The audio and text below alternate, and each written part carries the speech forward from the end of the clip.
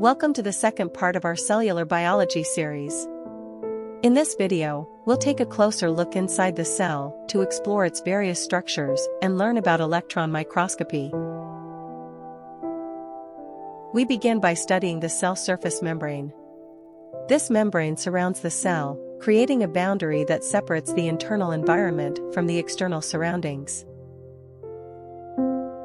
Manage the movement of substances across the membrane and function as a site for communication. Membranes are semi-permeable. Substances can pass the membrane through diffusion and active transport. Cell membrane are made up of bilayer of phospholipids.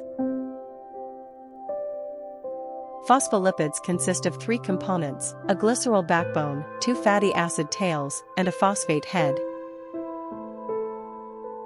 Phospholipids have two distinct parts. 1. Polar head. The phosphate head is polar and hydrophilic, allowing it to interact with polar water molecules. 2. Nonpolar tail. The lipid tail is nonpolar and hydrophobic, which prevents it from interacting with polar molecules. This is a diagrammatic representation of the hydrophobic tails and hydrophilic heads in the phospholipid bilayer. This diagrammatic representation depicts the phospholipid bilayer forms the foundational structure of the cell membrane, consisting of hydrophilic heads and hydrophobic tails. Glycoprotein, proteins with attached carbohydrate chains that play a role in cell recognition and signaling. Channel protein, facilitates the passive movement of specific molecules or ions across the membrane. Carrier protein, assists in the transport of substances across the membrane, often requiring energy. Cholesterol, embedded within the bilayer, it maintains membrane fluidity and stability. Let's now discuss cell organelles, starting with the mitochondria. Site of aerobic respiration, the powerhouse of the cell, where energy is produced. Double membrane organelle, the inner membrane is folded into structures known as cristae, increasing the surface area for energy production. The matrix of mitochondria contains enzymes aerobic respiration, producing ATP. Small circular pieces of mitochondrial DNA and ribosomes are also found in the matrix. Let's now explore ribosomes. Ribosomes are composed of ribosomal RNA and proteins. In eukaryotes, they are 80S ribosomes. In prokaryotes, they are 70S ribosomes. Ribosomes are essential for translation, the process of synthesizing proteins. Let's discuss the endoplasmic reticulum. There are two types of ER, smooth ER and rough ER. Rough endoplasmic reticulum.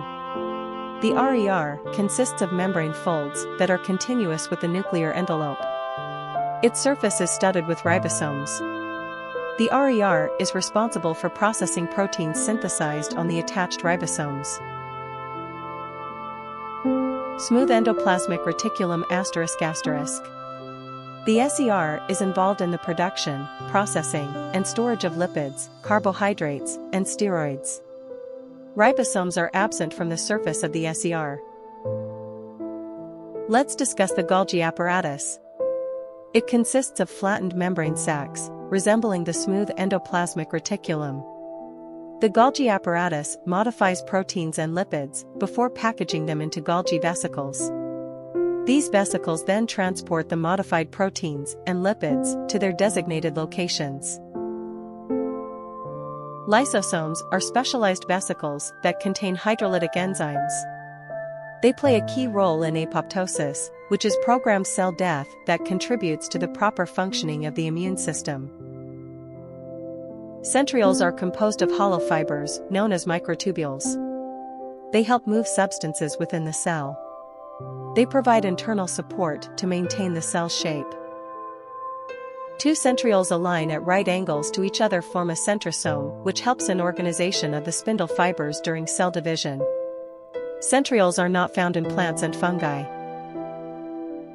The nucleus is relatively large in eukaryotic cell. It is separated from the cytoplasm by a double membrane called the nuclear envelope. Tiny pores are seen in nucleus, called nuclear pores. Nuclear pores are important pathways for allowing mRNA and ribosomes to travel out of the nucleus. The nucleus contains chromatin, the material from which chromosomes are made.